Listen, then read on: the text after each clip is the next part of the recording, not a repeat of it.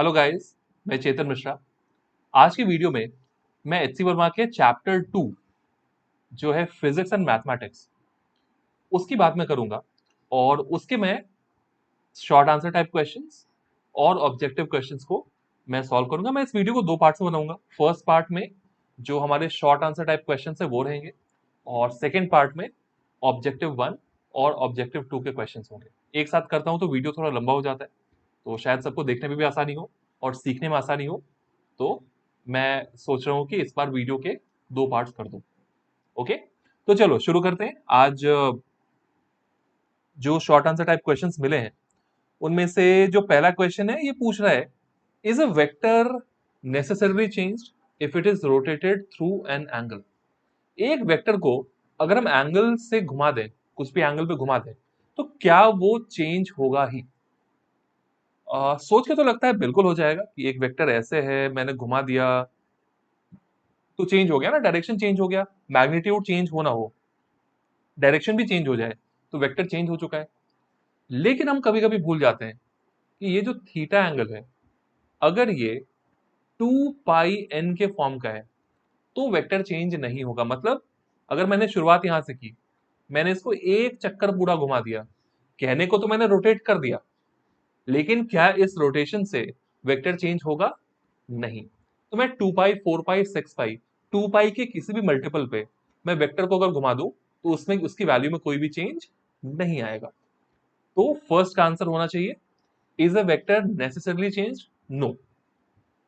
ठीक है, तो फर्स्ट का आंसर मैं लिख देता हूं नो। बढ़िया। सेकेंड वाले की बात करें, is it possible to add two vectors of unequal magnitudes and get zero? दो वेक्टर अनइक्वल मैग्नीट्यूड के, चलो दिमाग लगाते हैं। मतलब एक वेक्टर को मैंने ऐसे बनाया, दूसरे वेक्टर को मैंने ऐसे बनाया।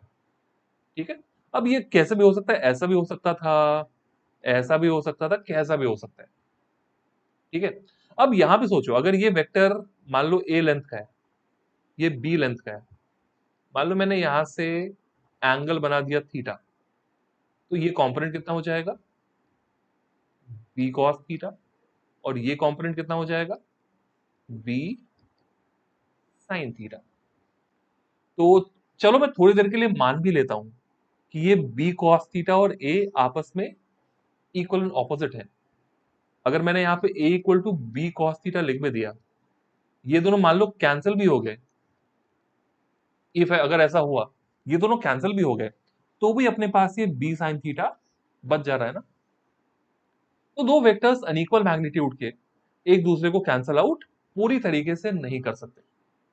ठीक है, is it possible to add three vectors of equal magnitudes and get zero? Yes, ये पॉसिबल है। ये कैसे पॉसिबल है?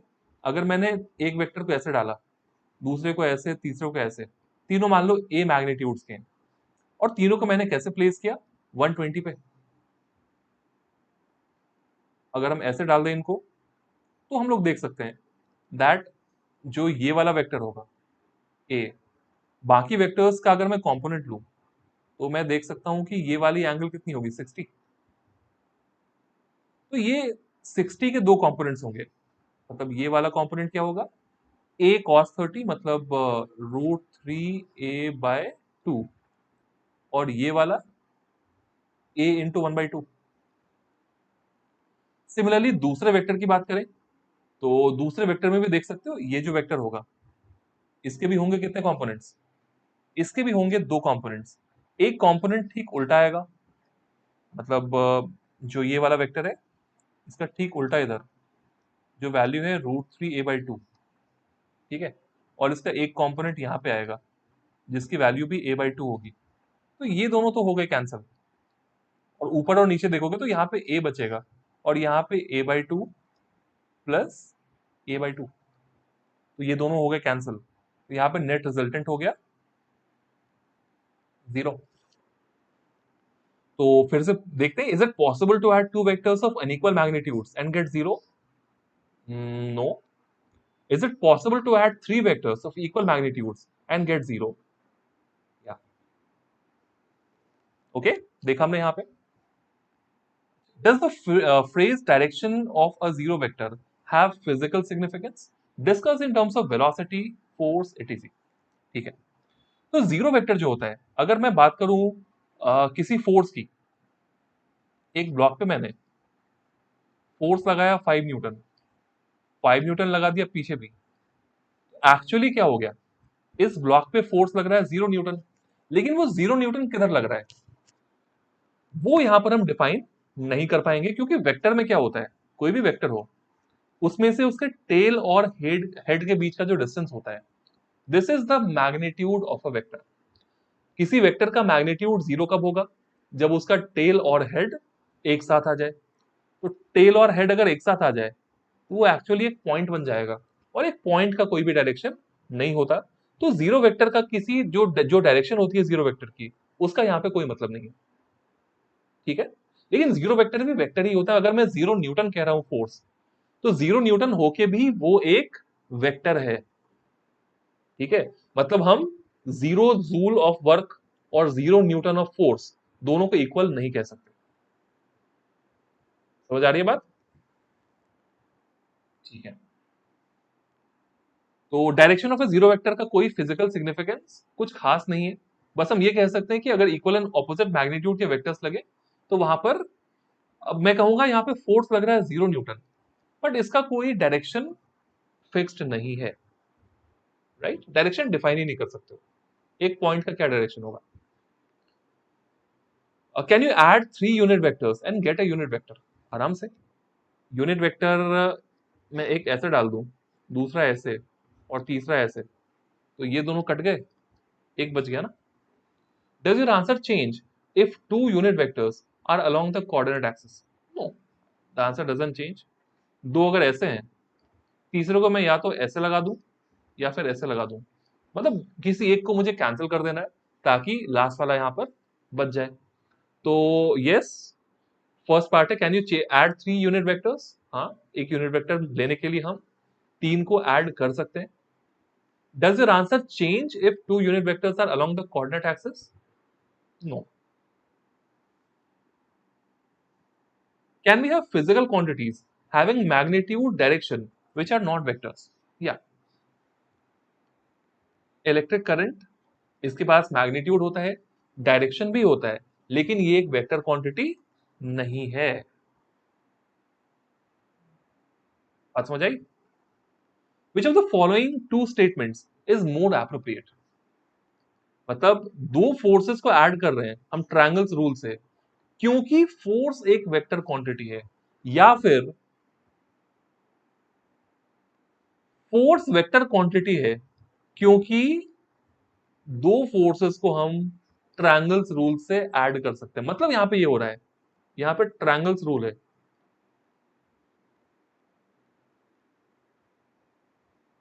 ठीक है, और यहां पे वेक्टर्स हैं। क्या ट्रायंगल्स रूल फॉलो करना किसी वेक्टर के लिए एसेंशियल है? हमें पता है मैग्नीट्यूड और डायरेक्शन होना काफी नहीं है। ट्रायंगल्स रूल फॉलो कोई फिजिकल क्वांटिटी करेगा, then only it would be a vector. तो ट्रायंगल्स रूल फॉलो करना पड़ेगा, फिर वो क्वांटिटी वेक्टर बनेगी, ठीक है। तो फोर्स ट्रायंगल्स रूल फॉलो करता है, इसीलिए वो वेक्टर है, राइट। वेक्टर है इसलिए ट्रायंगल्स रूल से हम ये नहीं लगाते, ट्रायंगल्स रूल फॉलो करना जरूरी है। तो यहां पर ये वाला सही है, ये वाला गलत है, ठीक है। स्टेटमेंट पढ़ के देख लो, you will understand. Can you add two vectors representing physical quantities having representing physical quantities having different dimensions? No, हम दो अलग अलग वेक्टर्स को जिनका डायमेंशन अलग अलग है उन्हें ऐड नहीं कर सकते। मैं 0 मीटर पर सेकेंड में मैं 0 न्यूटन को ऐड नहीं कर सकता। Can you multiply two vectors representing physical quantities having different dimensions? हाँ, मल्टीप्लाई कर सकते हैं। मुझे पता है वर्क की वैल्यू क्या होती है, फोर्स डॉट डिस्प्लेसमेंट। टॉर्क की वैल्यू क्या होती है, R cross F. So multiplication is allowed. We can do that. Yes. Can you? चलो ये तो हो गया. Can a vector have zero component along a line and still have non zero magnitude, बिल्कुल। एक वेक्टर अगर ऐसे है, मैं इसके परपेंडिकुलर लाइन खींच दूं, इस परपेंडिकुलर वाली लाइन पे इस वेक्टर का कोई भी कंपोनेंट नहीं होगा, लेकिन फिर भी ये वेक्टर क्या है, नॉन जीरो है ना। आसान क्वेश्चन था। Let E1 and E2 be the angles made by A and minus A. ठीक है, ए और माइनस ए का जो एंगल है, वो एंगल को यहां कहा गया है E1 and E2 with the positive x axis. Show that tan E1 is equal to tan E2। तो अगर मैंने ये, अगर यहाँ पे लाइंस बनाई है एक्सिस, तो अगर ए वेक्टर मैं ऐसा दिखा रहा हूं, तो where will be minus A, minus A will be here. ठीक है, with the positive x axis. तो ये एंगल को मैंने कहा E1 और इस एंगल को मैंने बोला E2। और मैं देख सकता हूं कि E2 की जो वैल्यू है वो E1 प्लस पाई के इक्वल है ना। दोनों साइड अगर मैं tan लगा दूं, तो ये भी हो जाएगा tan E1 प्लस पाई। तो tan pi plus E1 tan E1 ही होगा ना। तो यहीं से तुम्हें मिल जाएगा tan E2 is equal to tan E1। समझ आ रही है बात। Is the vector sum of unit vectors I and J a unit vector. अगर मैं आई कैप और जे कैप को ऐड करूं, तो क्या ये एक यूनिट वेक्टर होगा? बिल्कुल नहीं। इसकी वैल्यू क्या हो जाएगी, √2 units. This would not be a unit vector. ठीक है, ए की वैल्यू है 3 आई कैप प्लस 4 जे कैप। तो तुम्हें 4 वेक्टर ऐसे लिखने हैं जिसका मैग्नीट्यूड इतना ही हो। मतलब अगर मैं कोई वेक्टर लिख रहा हूं एक्स, उसकी वैल्यू है A i cap plus B j cap. तो क्वेश्चन हमसे बोल रहा है कि ऐसे होना चाहिए, so that modulus of X, right, ये जो मॉड्यूलस ऑफ एक्स है वो और मॉड्यूलस ऑफ ए दोनों होने चाहिए इक्वल। तो फंडा ये यूज करना है हमें कि A square plus B square equal to 3 square plus 4 square, मतलब 25। ठीक है, बहुत सारे वेक्टर्स में लिख सकता हूँ। एक्स की वैल्यू में लिख सकता हूँ 25 आई कैप, एक्स की वैल्यू में लिख सकता हूँ 25 जे कैप, एक्स की वैल्यू में लिख सकता हूँ 3 आई कैप माइनस 4 जे कैप। ऐसे माइनस प्लस को भी स्विच कर सकते हो, -3 आई कैप प्लस 4 जे कैप। कितने भी वेक्टर्स हम यहाँ पर लिख सकते हैं। ठीक है, can you have A cross B is equal to A dot B. क्या ये स्टेटमेंट जो लिखा हुआ है ये कभी हो सकता है? ये पॉसिबल नहीं हो सकता। सोच के देखो, A cross B is the cross product of two vectors, A dot B is the dot product of two vectors. Cross product जो होता है, इसका आउटपुट हमें पता है, ये वैल्यू क्या होती है, this value is a vector. वही डॉट प्रोडक्ट का जो आउटपुट होता है, दैट इज अ स्केलर। हम स्केलर और वेक्टर को यहां पर इक्वेट नहीं कर सकते। What if one of the two vectors is a zero. अगर कोई एक जीरो वेक्टर भी हो जाए, तो भी क्या होगा, ए डॉट बी एक स्केलर रहेगा, ए क्रॉस बी एक वेक्टर ही रहेगा, और वेक्टर और स्केलर को रिलेट करना गलत होगा। ठीक है,